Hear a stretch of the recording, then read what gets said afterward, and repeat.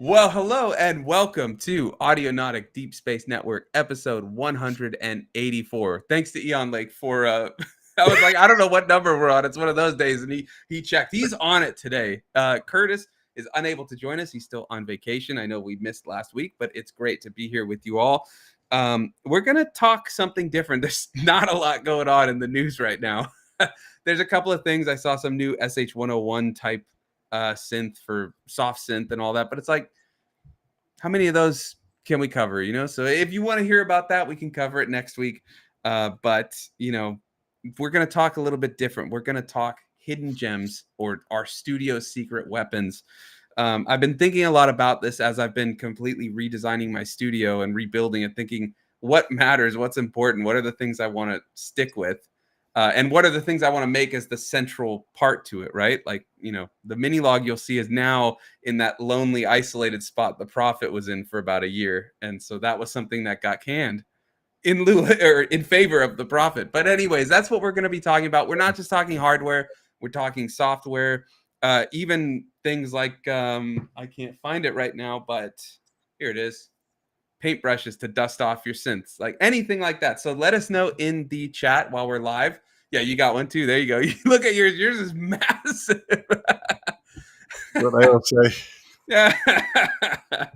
Yep. Or are you just overcompensating? I don't know. There you go. Like, it's like, but anyways.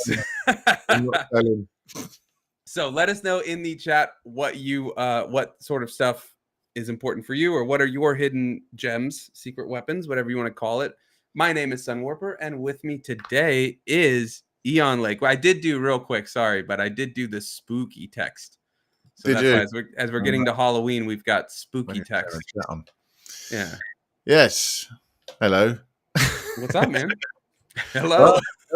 Another week has flown by, and I haven't done that much other than get my effects pedals. Ooh. I've got a Universal Audio. What's it? Starlight Echo Station and Strymon Night Sky. Oh yeah, I remember when you got that.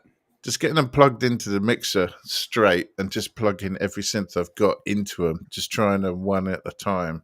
Yeah, running them through lots of effects. Just messing around, getting some tones. The idea is like a really good synth tone out of a nice synth going into a really nice delay and a really nice reverb, just going for tone and being inspired by that.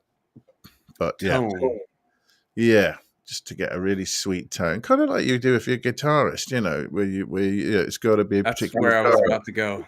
It's got to be a certain tuning. It's got to be a certain pickup, Yeah, I remember when I met Curtis in Switzerland, when we met up, he had his guitar in C standard. And I'm used to D standard, drop C, or, obviously E standard, the normal tuning, or B standard. Those are what I always use. And so C standard just threw me off so much. And we were trying to play together and jam. And, I'm saying like, oh, go to this note. I'm like, wait, that's not right. Cause this isn't in any of the usual tunings I'm in. It's different. And it was just throwing me off. Sounds cool though, but yeah. For the brain. Yeah. It was a brain workout for sure. Yeah. But yeah, just noodling about really. I try not to take it too seriously when I don't get a lot of time to actually work through the job list, and I need to keep playing for the sake of playing, so that I'm not just playing when I'm trying to record. Definitely, that's good. Usually, my thing is my practice is recording time. It's just like yeah. But that's what you got to do sometimes. But that's good. It's nice when you can just spend some time practicing, or like you finding tone, right? I hope you're hitting record and not pulling a Curtis, because you never know what of it. Because I wanna drop it onto the beetle crab tempera and start building. No idea what that is. It's a granular. Oh yeah. Thing. So you can build lots of layered textures with it, with multiple. Well, they call them emitters, but they're kind of like 3D oscillators. What did you call that? Beetle? What? Beetle crab tempera. Let's see this. Tempera, I think. Let's see. It gives you a little grid of coloured pads that you can play. Ooh, this looks cool. Top to bottom is the beginning of the sample to the bottom of the sample to the end of the sample. You can have like 8 of them layered, and you have these emitters that act as LFOs to sort of play and vary up and down and side to side around your whatever pad you're playing, so that it granulizes the whole sound. What it's really good for though is it will auto detect pitch, so you can drop any kind of ambient sound in it and it'll kind of get a pitch and you can play it musically, or you can tell it to beat detect and you can chop up beats in it. That's cool. A load of break beats in it is hilarious because they're all just automatically in time and you can just play them on the pads. Yeah, that's awesome. All right, let me just say hello to everybody in the chat. What's going on? We've got Cresshead. What's up? Hope you're doing well. Oh, this Halloween text is interesting. Josh, one of our patrons, is here. What's going on? Hope you're doing well. Half God, half beast says hello. This text, the creepy text, it's cracking me up. Let's see what. And we've got Mike Smith, another one of our patrons. You are just on time, my friend. What's up? Yeah. We're talking studio secret weapons or hidden gems. You can't just say Ableton, Mike, but I am happy to hear whatever you've got. Feel free to share besides just saying Ableton in general, but I'm sure there's lots of Ableton secrets you've got. So go ahead and throw them in the chat. We'll talk about it. Yeah, and Crescent says on Mac, so I can type more now. Nice. Cool. All right. So why don't we get into the secret weapons? Because what I wanted to, you actually brought this one up, so we'll count it as yours or one of yours. I'll ask you about your studio reorg, but if you oh, do you want? Okay, go ahead. Ask away, my friend. Then I was going to say it'd be a nice transition. It was going to be a nice transition, but no, just ruin it. Things are looking different now. And, I got we got the Prophet. We've got So it's not done, but I started off, and man, it was so chaotic. There's just cables everywhere. I had that one big iteration of my setup that I was doing, I think, right as my son was born. So it was everything went into the SP, but all the synths had MIDI from the Digitact, but the audio from the synths would go into a mixer. The mixer audio would go into the Digitact, then Digitact into SP, then SP into the laptop. And I even had the circuit tracks there somewhere doing live looping that I could like trigger 2 or 3 synths. I had MIDI from the circuit tracks going to synths, but the circuit tracks was linked to the Digitact. So the Digitact was the brain. I mean, just describing it, it's chaotic, right? I could see your eyes are like, it's that meme with all the, it's the meme with all the math just like flying past. And I'm not expecting anyone to even understand what I just said per se, but suffice to say, it was a very convoluted, complex rig, and it was awesome. But it was so much trying to remember, like, oh yeah, which piece of gear do I need to go to mute this synth or to add drums and this and that, and just so much. So, so what's the goal now then? So the goal is, I don't know how to describe it. So let me just get to that point. Let me explain it. So I downsized completely to anytime I wanted to make music, I'd have a sampler and a synth on the desk, right? Just like something like that.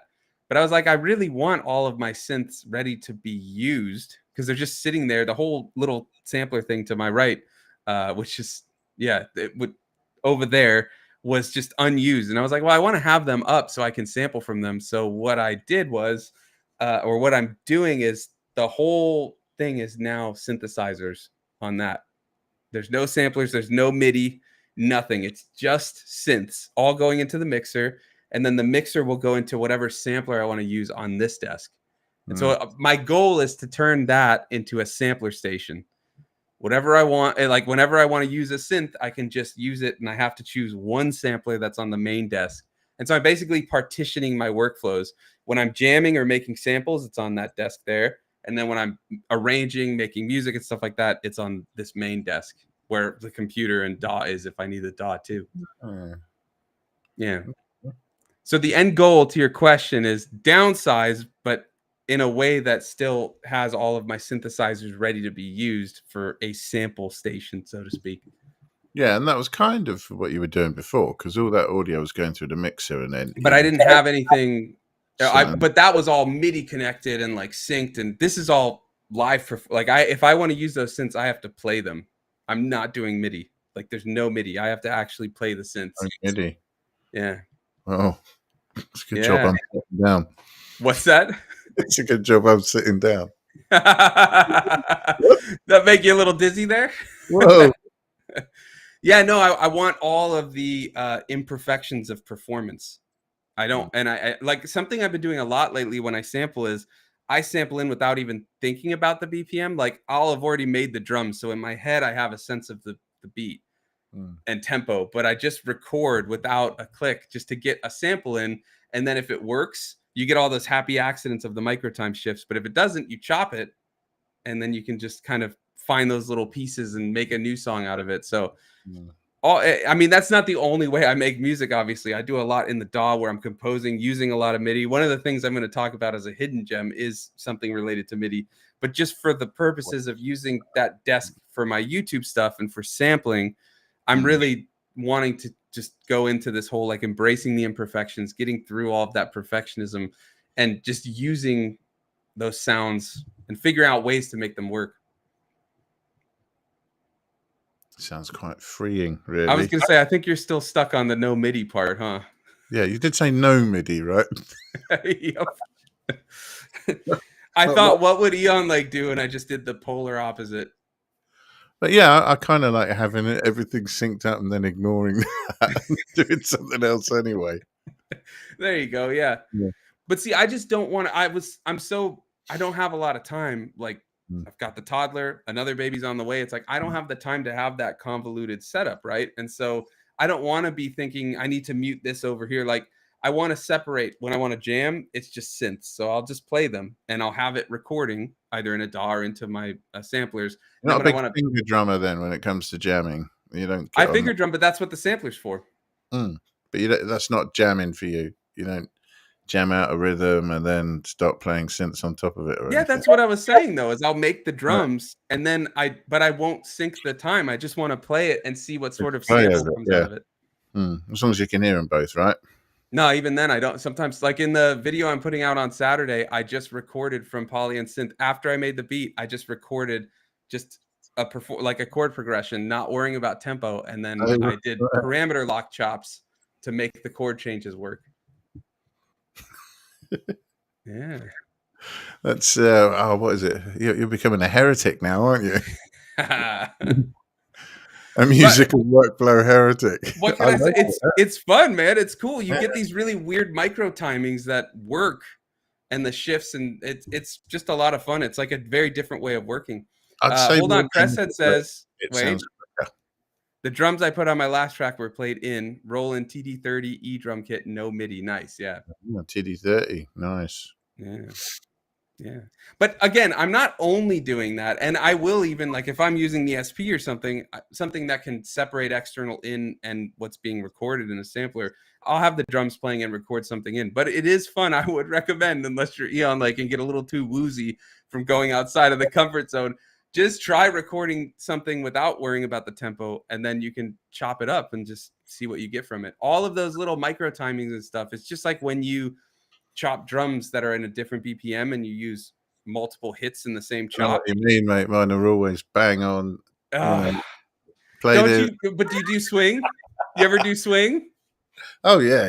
So this is emulating swing without having to program it. It's just right there in the recording. And there's kind of a swing that you can get playing that I don't know. It just doesn't sound the same when you do it artificially. It's just not the same. But yeah. I'm a drummer. Playing things not at the right time is my thing. Yeah, but that's what I'm saying. That's why I've been doing this little experiment where I just record without worrying about the tempo actually. And like I said, the tempo's in my head, right? I've already made the drums. I have an idea. So subconsciously, I'm playing pretty close. But I don't mind if it varies and stuff. It's just another way of kind of getting that live band idea. So I'm a live instrument. Like that's where I started, guitar, piano, playing in bands. And it's like, we just sit on these pieces of hardware and program. So just as I've been teaching instruments more again, it's like making me want to get back into playing and just, trying to find ways to make it sound like a band again. Yeah, it's sounding a little bit like this new setups for like a 2-man thing, Nah, You could have two I mean, guys. if you want to fly over, I'd love to have you over here, but You know what I mean, though, right? It would be good. I have to look. I have to make it difficult for me in some way. If I don't Yeah. have a crazy convoluted MIDI setup, I have to do something. But again, this is just one way I'm doing it. I will sync it with it, like record trying to play on time and do all that stuff. But So, it's just so a as, fun as way. someone who rediscovered my Minilog this week, running it through some nice pedals and so on, I'm a little concerned about what's happening over there in the corner. Yeah. Is Well, that, okay, is but that to the be fair, corner? the prophet's out there for like a year and a half, so Exactly. it's time. It's That's time to kind of switch. what bothers me. What are you worried? Well, the It's mini log can actually fit on the Jimbo. desk though. I could always put it here at True, some point, you know? true.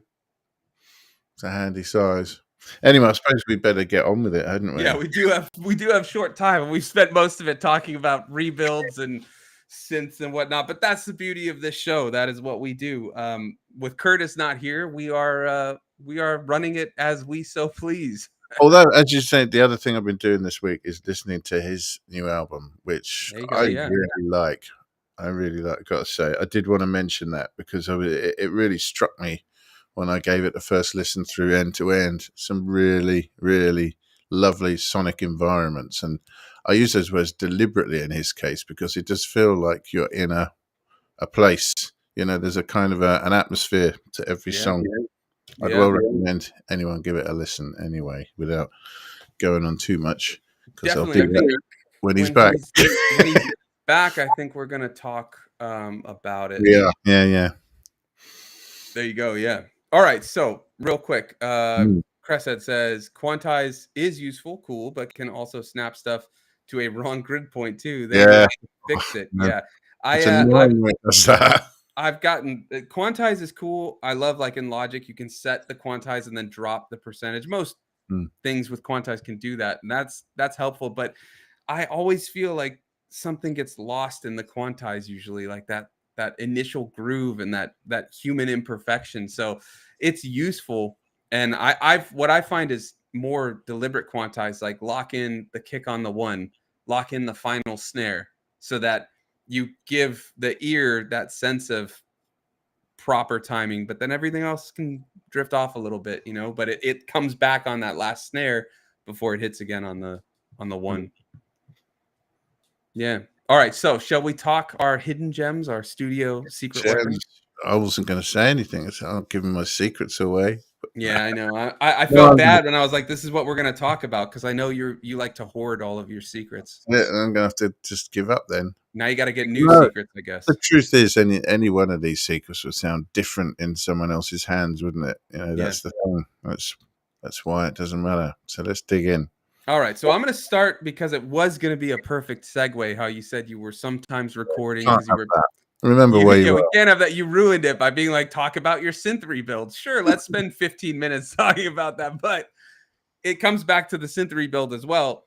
Yeah. You mentioned that you're sending those sounds sometimes into whatever it was called, the beetle crab something. Yeah, the temporary. Yeah, There it sometimes is. Yeah, dropping audio files down onto that. If it's a nice sound and it's it's not a really weird jazz chord or something that is not going to layer well. that could layer well if it's A jazz. single note or a fourth or a fifth, then maybe it'll work. But yeah, Right. So the point though is to sample, and Mhm. samplers are one Yeah, of, I think, both of our favorite hidden gems in any workflow.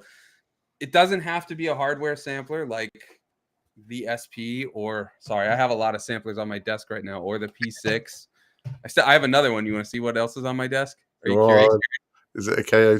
There you go. It's the No, KO. no EP133. Not at the moment. But yeah, it can be software. It can be even the built-in samplers like Sampler on Yeah, Logic, and sampler, right? yeah, is it Simpler or Sampler and Ableton as Sampler well? or sampler, yeah. Yeah, the idea is try to always capture some of what if you're jamming on a synth or playing with drums, capture what you're doing with it.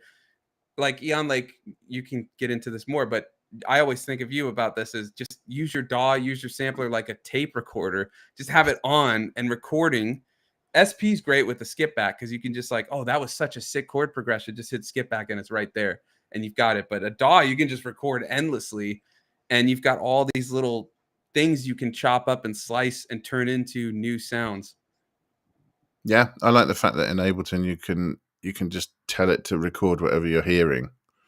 So if you've got a really long reverb tail or a load of effects dying out at the end of a track or something, you can take that, bounce it down as audio, drop it into a sampler, or export it, put it wherever you need to start playing with it. I often record reverb output as well, and then octave shift it, overdrive, filter, maybe some movement modulation so that it moves around, stereo field, all sorts of things like that. Mm-hmm.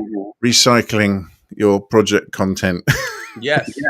Anything that sounds good, you go, oh, why don't we pinch that and see what we could do with it? But yeah. Yes. Sampling. By the way, what is that shirt that you're wearing? It's from the Castles in Space Levitation Festival last year. Nice, yeah. I just saw like a little CD and I was like, I gotta know what that is. But yes, back to the main point. Sorry, we drift a lot when Curtis isn't here. Yeah. But yes, it's this idea that you can take things, even sampling old tracks. If you find a track that you were like, I could never finish this, I couldn't figure it out. Take the melodic bit, take the whole bit, put it into a sampler, chop it into slices, and see what you do when you rearrange it. This is like the old school hip hop method of sampling vinyl, and you rearrange it in new slices and see what comes out.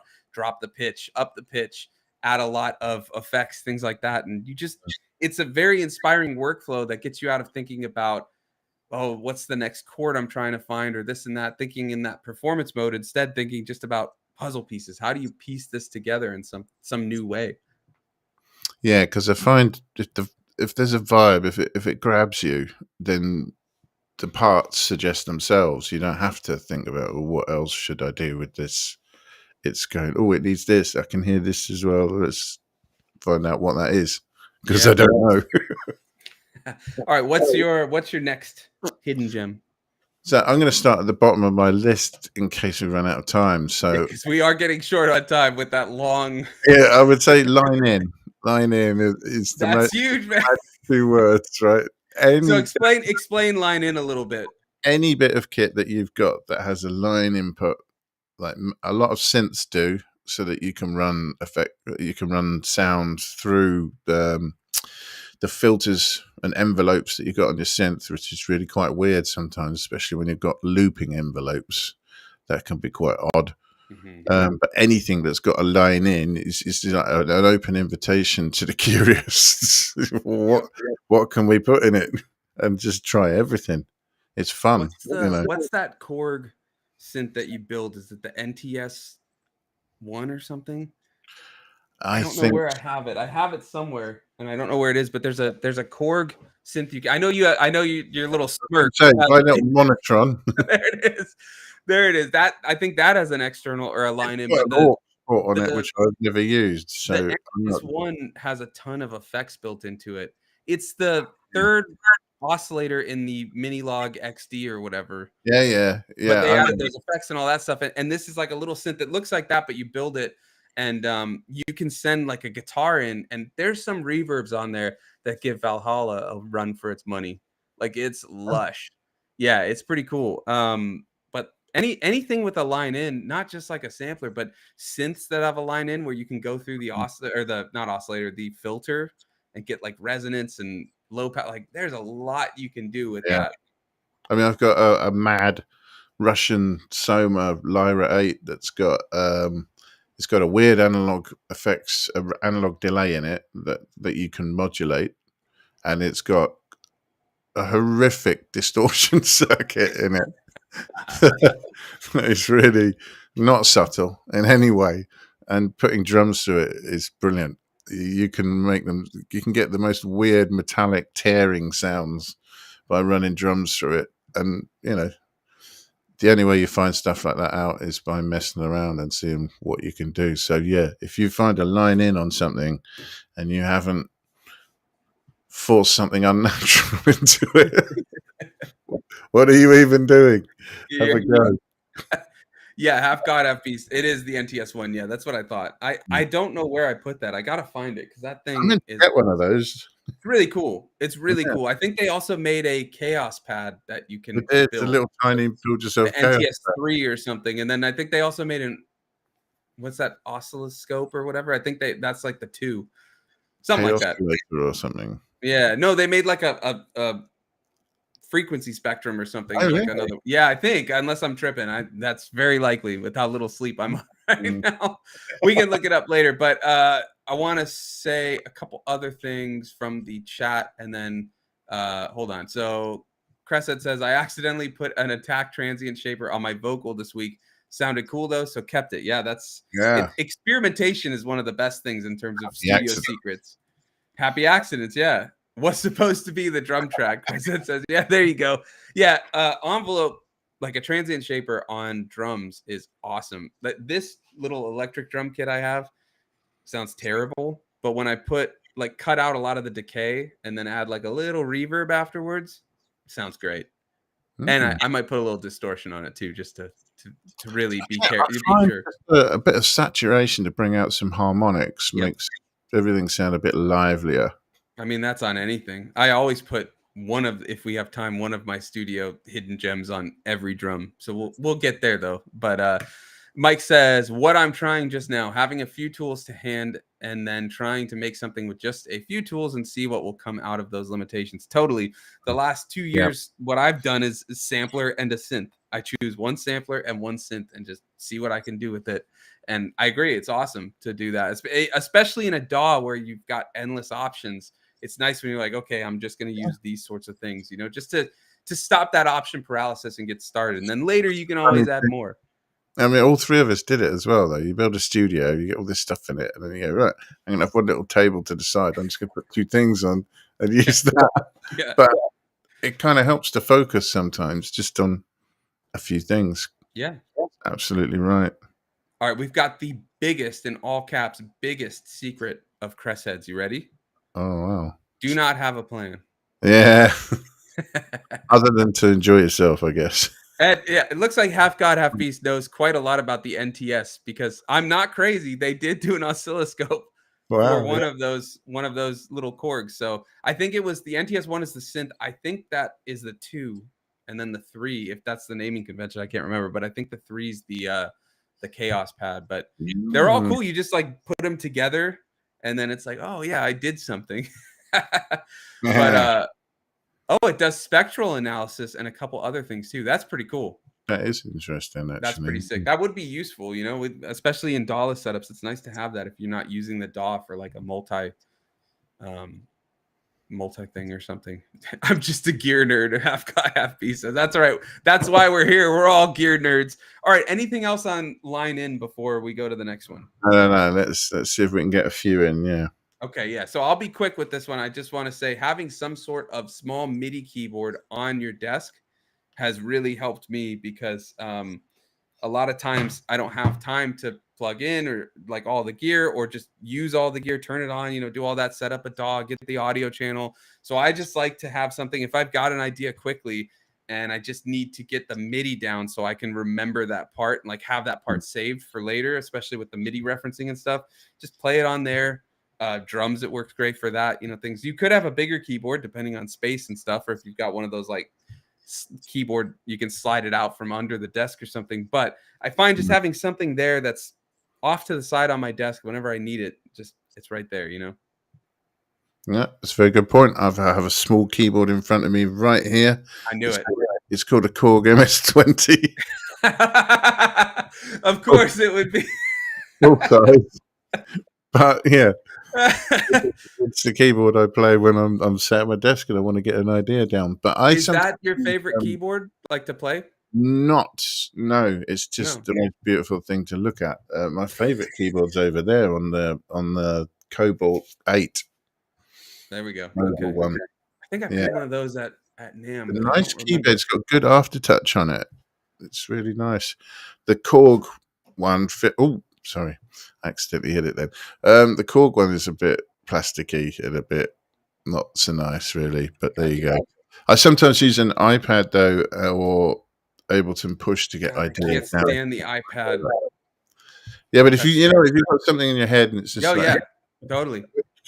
Give me something that makes a noise and records. I've even had to use the phone GarageBand and the little keyboard on that just to get that. So I get it. You never know when inspiration strikes. It's always good to be ready, but yeah, you can still complain that it's not very good. Yeah. But like you say, a small keyboard would be optimal. Yeah. Definitely. But I will say like a bigger one would be even better because you can like I like to do big chords like bass and fifth on the left hand, seventh, on the right or something. That's not really possible on this thing, or even going around the octaves. I tend to want them at least an octave apart. It's more like 2 octaves normally, isn't it? Yeah, this thing's a little 25 key, but you know what? It's like better to have something than nothing. And I can always go in and program it later, like move the notes around. It's just get that idea before it's gone. Don't do the Curtis and delete it. Yeah. I still, now that he's not here, we could say I still don't know how he did that. I think he said he's stopping that. I know it's an exercise in impermanence, but it's like those are all samples, man. But that's just how we think as more sample based stuff. He's performative, so he's not constrained by that. Yeah. All right. What's your, let's try and do one more each. We'll be quick. What's your next one? All right, let's pick another one. I'm gonna look at the list and try and pick. Things I use a ton are native effects for compression, gate, limiters, and stuff. Sorry, when you say native, do you mean stock or stock stuff? Yeah. So back in the day, right, you had SSL Neve consoles, and the wonderful thing about them, apart from Total Recall, was the fact that every channel had a noise gate on it, it had a compressor on it, had a limiter on it, had an EQ on it. So you had that level of control over every single input on the whole console, and that's just like legendary control. We have that now. Everybody has that, and if you listen to modern music, it's changed a hell of a lot as a result of like even the smallest bedroom production has got that level of control of dynamics of every sound, and you can get a much more produced sound as a result of it. So, I mean, I have those saved as default so that when I open the channel, it's all there already. It's all switched off so it doesn't hit CPU, but I just turn it on and use it. Saves a lot of time. So that's something I do a hell of a lot. In fact, all the time. But beyond that, there's some favorite plugins. I find software is the secret weapon, basically. So I've got a few listed down here, but the simple fact of the matter is, once you've found some stuff, some plugins that work for you, it's so quick just to throw virtual effects on things, bounce them out, manipulate audio, get it ready for sampling and stuff like that using like made up effects chains that are just drag and drop. It's so fast. The amount of stuff you can do to sounds is mental. The tools, I've got a lot of favorites, from the Sound Toys ones to Minimal's Rift, which does a load of distortion and oscillation, to Output's Portal, which is like granular and does loads of weird things, or their Movement, which is great on pads because you get stereo oscillators that go at different times and things. All of these things. Skipping one. Well, I'm leaving one for you, aren't I? That's that. I can't say it because I only have one thing left. You're the one bringing this up. How can you skip the most important plugin known to mankind? Oh yeah, the duper passive. Yeah, super massive, man. That's giving you your big stretched out sound that you put all these effects on. I just have to say, like straight up, it's a free plugin, so this is not sponsored, anything like this. Valhalla super massive. I've not found another reverb that gets that like lush ambient drone that you can use either as a soundscape or as underneath like vocals or synths, just to get like, I use it on my guitar all the time and it just becomes another world basically. Like it's like crazy. Chorusing of your echoes because of the delay. And there's the detune, but the length of the reverb is just so, and like what it does in terms of the, I don't know if it's like an attack, like an envelope thing, but it just turns even very percussive, transient, heavy guitar sounds into these just like lush drones.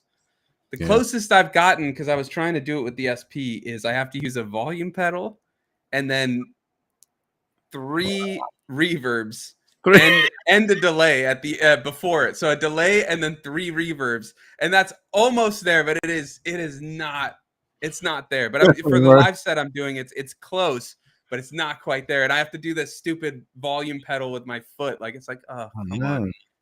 The only one I found that's a bit like that is the Night Sky, where you can get real Yeah. droney stuff that Yeah, that's true. The Strymons do, but I mean, those are that's on pretty a expensive. similar level. But Yeah. yeah, I mean, for a free plugin, a lot of them offer you Big and Hall and so on. You listen to it, it's like, it doesn't sound big at all.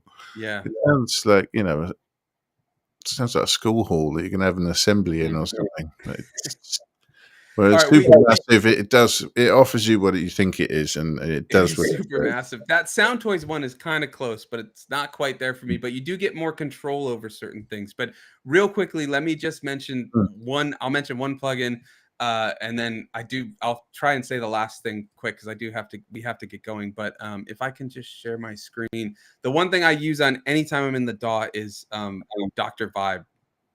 Yep. The sample rates and the 303, the SP303 compressor that's on the one thing. So it does that vinyl, so you can get like the warping, you can get what I love is needle is actually the needle distortion because Ryan, the Sketch Audio developer, was like, oh yeah, different needles cause different bits of like distortion, so you can emulate that. There's the wow and flutter, which has a ratio of the speed, but the ADC to DAC is all the sample rates and bit depth. Anytime I want the DAW to sound more like my SPs or just like those old school samplers, it's there. And I do that all the time. And we've done interviews with Ryan talking about this plugin and all of that. I think there's a free 2-week trial or I think there's something. a time trial or Yeah, there's something. like a time trial. I recommend. I'm not kidding. Like we again not sponsored, but anytime I work with like the Digitact and need to stem split or on the SP and stem split, I mean it goes on like everything in the DAW. If I'm like my whole album was DAW based, the one that's coming out soon. Dr. Vibes on tons, and it's an ambient album, but I just wanted that charm, that grit of the lower sample rates of that almost like going from vinyl or hardware. So things like that. There's other ones that are free that can do it. I mean, even the Bit Crusher in Logic can do it well. If you've got hardware that can do like the P6, you can drop the sample rate. That can get you there. So there's tons of ways, but that's one that I really like. It's a musical way of making something sound worse. It is a good way Worse of doing it. is worse is an interesting word, but it just gives it Well, it when you've gives got it this what sounds like it's sheen, missing. this artificial sheen that it Mm-hmm. doesn't fit with anything except Yeah, another sound like it, yeah, and you've got to scrub some of that off to make it sound a bit more real, a bit more normal. You want to do it in a way that's kind of musical, rather ideally, and that's a real it is a good way of doing it. Stuff yeah. sounds good once you've done it, and it's got something called slammer and a mix slammer on it. I Oh, mean, the compressor on there is a beast, and it's got a dry wet, so you emulation can. or something, isn't it? It just crushes Yeah, stuff. because it's based. He modeled the SP303 compressor, like the original SP303. If you do get this plugin, I highly recommend check out the preset. I think it's 303 OG or OG 303. Mm. I'll use that even on a master sometimes, just to obliterate what's I coming found into it. using that plugin on an iPad because the problem on iPad I Oh had was yeah. just everything sounds too pristine and shiny and Yep. squeaky, and I can't do anything with it. But that cured it. Yep, it works really well. Okay, those are our software ones. I have one really quickly I want to say. The last one, and this is for anybody that uses a lot of DAW-less hardware or makes music separate from the DAW, and then you go, oh crap, this one part's a little too loud. Stem splitting. Lots of DAWs are adding stem splitting, and it like changed my whole approach because I don't have to worry as much in the initial mix when you're like on the SP, right? You can't do a lot after you've made the jam. If you recorded it either onto a sample pad or into a DAW, we have a stereo 2-track and everything's locked, right? But certain DAWs, like and even the MPC, can stem split, and then you can remix the parts. Like, well, the drums were a little too loud. Okay, I'll drop that. Or oh, that hi hat was a bit loud. Well, I maybe can't control the hi hat alone, but I can shelve some of the high end on the drums. And the melodic stuff, I need to up the volume of that or this and that. And Logic added 2 additional stem splits.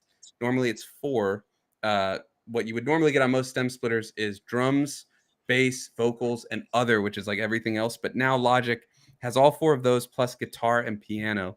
And it's surprisingly good at parsing out what's what. So I will use that to mix tracks after I record them with setups and stuff because then it's just if you can do multi-track audio over USB, another secret weapon, right? But that's huge because then you can mix it right in the DAW with way more granular precision and no artifacts. But with the stem splitting too, it's like if I go, oh, a part needs to be longer, I need to take that out. You can cut it and move things around. You can add a part from another section back in, and you don't have to reperform anything. So it saved me a lot of time. So that's my last one. That's the last one we'll cover. Anything on that one you want to talk about, Ian Lake? No, just I am in complete agreement, obviously. Yeah. I have you done much with stem splitting? Not much. You're mostly DAW, I'm so there's sure not I even need. will. I'm sure I will. I haven't got to it yet, but yeah, I like the fact that, particularly for sampling, you can get rid of all the crap that you don't want and sample the bit that you do. So, if you've got a vocal sample, but there's something going on in the background, it's in a different key or whatever, and it's just like, I don't want that. And I don't want to be messing around with EQ and stuff and other ways of minimizing that spill and so on. Yeah. It's really convenient for sampling when you can just go, no, I just want that. Yeah. I didn't even talk about it for sampling, but yeah, going like, I just want the drums in this track. It's there, crazy. I did it to a Curtis track. I needed a sample from that. And I was like, I could ask him for the stems, but it's too much effort. I'll just stem split. It's quicker. It was quicker. He knew I was doing it, but yeah, it's a cool way to do it if you're remixing stuff like whatever, or just need sample sounds, stuff like that. Okay. So let us know in the chat, in the comments, if you're watching this back, what's your hidden gem secret weapon? There's a ton of chat. I really appreciate it. I'm sorry, we're just cutting. We got to cut it short. Yeah. I'll read a couple of them though. Is there one that you see that you want to say, Ian Lake? Just like Supermassive. It does what it says on the tin. That's what I was about. That's what I was about to share. Yeah. Well, I'm sorry I can't share everybody's, but we'll read a few of them. Lars, one of our patrons, what's going on, man? Good to see you. Says, why is this show not sponsored by the makers of Supermassive yet? Yeah, we converted Lars to Supermassive. So yeah. Survey Channel also in the chat. What's going on? All right. So real quickly before we go, this show is brought to you by our patrons who help support the show week in and week out. If you want to get additional content, hangouts, all of that stuff, you can check out patreon.com/audionautic.